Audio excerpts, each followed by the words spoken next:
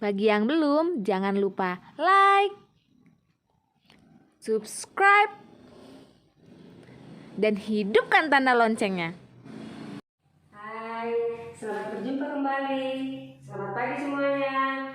Semangat ya, masih sehat? Oke, sehat semua ya, semangat. Oke, pada pertemuan kita di pagi hari ini kita akan membahas tentang karbohidrat ya. Karbohidrat ini dapat dibagi 3 golongan. Ada 3 golongan. Karbohidrat itu ada 3 golongan, yaitu yang pertama itu disebut monosakarida. Kemudian yang kedua oligosakarida, sakarida ya, sakarida. Dan yang ketiga itu polisakarida. Oke, mari kita bahas satu-satu ya penggolongan daripada karbohidrat. Apa itu monosakarida? Monosakarida itu adalah jenis hidrokarbon yang terdiri dari satu sakarida. Jadi yang termasuk di sini nanti yaitu glukosa, galaktosa,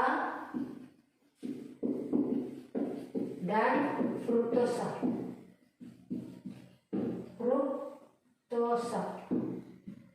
Itu monomernya. Nah, jadi monosakarida itu terdiri dari satu. Monosakarida itu glukosa, galaktosa, dan fruktosa. Kemudian monosakarida ini dapat digolongkan ke dalam 2 jenis. Yang pertama berdasarkan gugus fungsi. Kemudian gugus fungsinya itu nanti adalah gugus karbonil. Kemudian yang kedua itu berdasarkan gugus jumlah beberapa gugus hidroksi atau OH. Maka disebut itu polihidroksi. Oke, kita bahas berikutnya yaitu mengenai letaknya tadi. Ya. Jika letak karbonil itu rumusnya ini ya. Karbonil itu rumusnya C. Nah, jika letak karbonil ini nanti berada di ujung, berarti gugus fungsinya itu aldehid. Kalau ini di ujung, berarti dia termasuk golongan gugus fungsinya itu aldehid. Kalau gugus fungsinya aldehid, dia digolongkan ke dalam golongan aldosa. Kemudian jika gugus karbonilnya berada di antara alkil, ya, berarti gugus ini di antara ya, di antara alkil. Berarti gugus fungsinya itu keton. Maka dia digolongkan ke dalam golongan ketosa. Ya, digolongkan ke dalam golongan ketosa. Kemudian berdasarkan jumlah atom C-nya. Ya. Yang kedua, berdasarkan jumlah atom C. Jika jumlah atom C-nya nanti 3, itu disebut triosa. Jika 4 jumlah atom C-nya itu disebut tetrosa. Jika 5 atom C-nya disebut pentosa. Jika 6 disebut heksosa. Kemudian berdasarkan gugus fungsinya ya. Jika jumlah atom C itu 4, gugus fungsinya aldehid, itu digolongkan ke dalam golongan aldoketosa. Kemudian jika jumlah atom C-nya 5, gugus fungsinya aldehid, itu digolongkan ke dalam golongan aldopetosa. Kemudian jika jumlah atom C-nya masih 5, tetapi gugus fungsinya keton, itu digolongkan ke dalam golongan ketosa, ketopetosa. Kemudian jika jumlah atom C-nya 6, tapi gugus fungsinya keton, itu digolongkan ke dalam golongan ketoheksosa. Jika nomor atom C-nya masih 6, tapi gugus fungsinya aldehid, itu digolongkan ke dalam golongan aldoheksosa. Berikut adalah daftarnya Ibu catatkan aja. Oke, ini ya yang disebutkan tadi berdasarkan jumlah atom C-nya, ini golongannya. Berdasarkan gugus fungsinya, ini golongannya. Jadi jumlah atom C-nya 4, kalau gugus fungsinya aldehid, berarti aldo. Tetra itu 4, ya tetrosa. Ini aldehid, kalau 5 penta, berarti aldo pentosa, pentana ya. Kalau dia keton, ini keto. Penta itu dari 5. Pentosa, keton dia tapi nomor atomnya 6, nomor atom C-nya 6. Keton berarti keto dari heksana, heksosa. 6 dia tapi gugus fungsi aldehid, aldo heksosa. Oke, kita ke karbohidrat yang kedua, yaitu oligosakarida. Kalau tadi monosakarida, yaitu satu kan. Kalau oligo itu senyawa karbohidrat yang terdiri dari 2 sampai 10 monomer. Monomer kan sudah ada 3 kita kasih tahu, glukosa, galaktosa, fruktosa. Jadi terdiri dari 2 sampai 10 monomer. Maka senyawa oligosakarida ini ada 7, ya, mulai dari maltosa, laktosa, sukrosa, seluliosa, rafinosa, stachynosa, verbascosa. Dan senyawa maltosa itu, ya, karena ini tadi oliga, berarti terdiri dari beberapa monomer, itu 2 sampai 10. Maltosa itu terdiri dari 2 molekul glukosa. Berarti ini glukosa dan glukosa karena 2 molekul glukosa. Laktosa itu terdiri dari monomer galaktosa dan glukosa. Sukrosa terdiri dari monomer fruktosa dan glukosa. Berarti yang 3 ini semuanya mengandung 2 monomer. Maka ini sering disebut nanti dengan disakarida. Dia artinya 2. Kemudian yang selulosa itu senyawa monomernya 2 molekul glukosa. Ya, berarti sama dengan maltosa, tapi ada perbedaannya. Mereka berbeda pada ikatan glikosidanya. Walaupun monomernya sama, ya sama-sama 2 molekul glukosa, tapi mereka berbeda pada ikatan glikosidanya. Rafinosa itu terdiri dari monomer galaktosa, glukosa, fruktosa, berarti ini 3 monomer.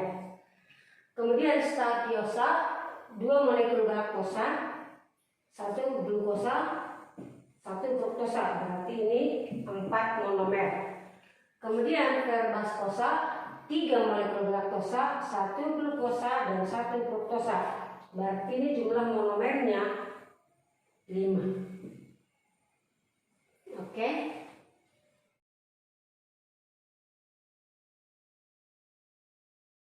Yang ketiga yaitu polisakarida. Poli artinya banyak, berarti polisakarida itu adalah senyawa karbohidrat yang terdiri dari banyak monosakarida. Ya, banyak monosakarida itu merupakan senyawa polimer alam. Contoh yang polisakarida ini ada amilum, ada selulosa. Coba ayo apa lagi? Ada glikogen. Kemudian apa lagi? Ada kitin, ya bukan kitin. Ada pektin. Kemudian ada gom dan agar-agar. Itulah contoh daripada polisakarida. Oke, kita selanjutnya ke kegunaan karbohidrat. Karbohidrat itu yang sering digunakan itu ada 6, yaitu glukosa itu digunakan untuk pembuatan permen, biskuit, dan roti. Fruktosa itu digunakan untuk pembuatan minuman ringan atau soft drink dan sirup. Sukrosa itu sebagai pengawet buah-buahan kalau kita mau membuat manisan atau asinan. Kemudian maltosa itu adalah pemanis pada produk makanan bayi seperti biskuit. Kemudian amilum ini digunakan sebagai bahan pengental dan penisi Misalnya pembuatan saus, krim, dan biskuit berarti digunakan di dalam perusahaan-perusahaan. Kemudian selulosa itu digunakan untuk pembuatan kertas, rayon, dan selulosa asetat. Oke, dari penjelasan Ibu tadi, Ibu kasih juga kesimpulan mengenai monosakarida, disakarida, dan polisakarida. Monosakarida tadi ada 3 monomernya, ya, ini terdiri dari 1 monomer yaitu monomer glukosa, galaktosa, fruktosa. Disakarida itu maltosa, disakarida berarti 2 kan? 2 monosakaridanya. Berarti nanti di dalam maltosa ini ada 2 ini. Ada 2 monosakarida ini di dalam setiap senyawa ini.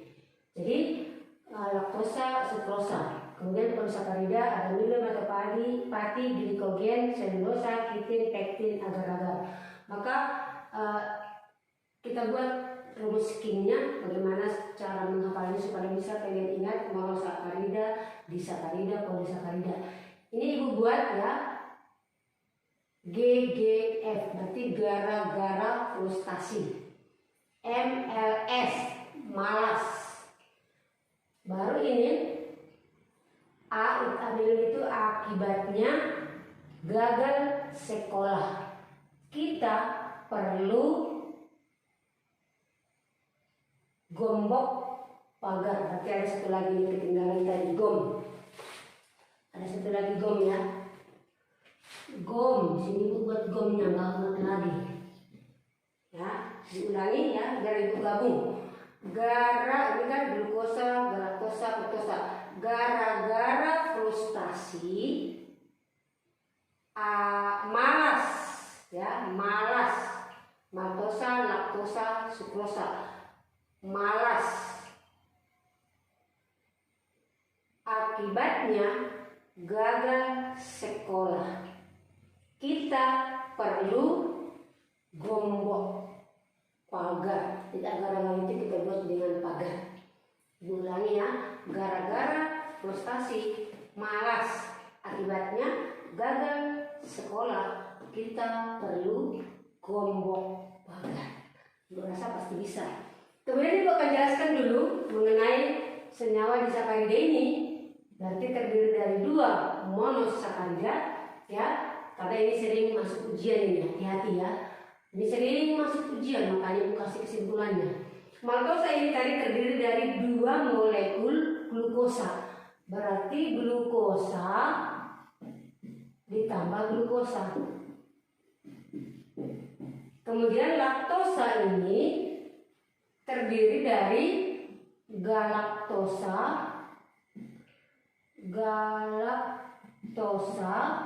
dan glukosa sesuai dengan yang Ibu jelaskan tadi. Kemudian selulosa terdiri dari monomer fruktosa dengan glukosa. Berarti ketiga senyawa disakarida ini ada glukosanya. Jadi tinggal menghafal yang depannya. Maka untuk menghafal ini, Ibu akan buat juga caranya supaya lebih ingat dia rumus bakingnya. Lu, ini glue itu kita buat dengan lu aja, nggak ada gluenya. Lu, ya. Ini galak, berarti galak, ya. Galak, lu. Nah, kalau glukosa kita baca dengan lu. S-nya itu semoga, frustasi lu. Melulu, galak lu, semoga frustasi lu. Jadi malulu, maltosa, glukosa, galak lu berarti laktosa itu monomernya galaktosa dan glukosa. Semoga frustasi lu berarti sukrosa, fruktosa, glukosa. Sekian dan terima kasih, semoga dapat dipahami dan hafal rumus bakingnya. Oke?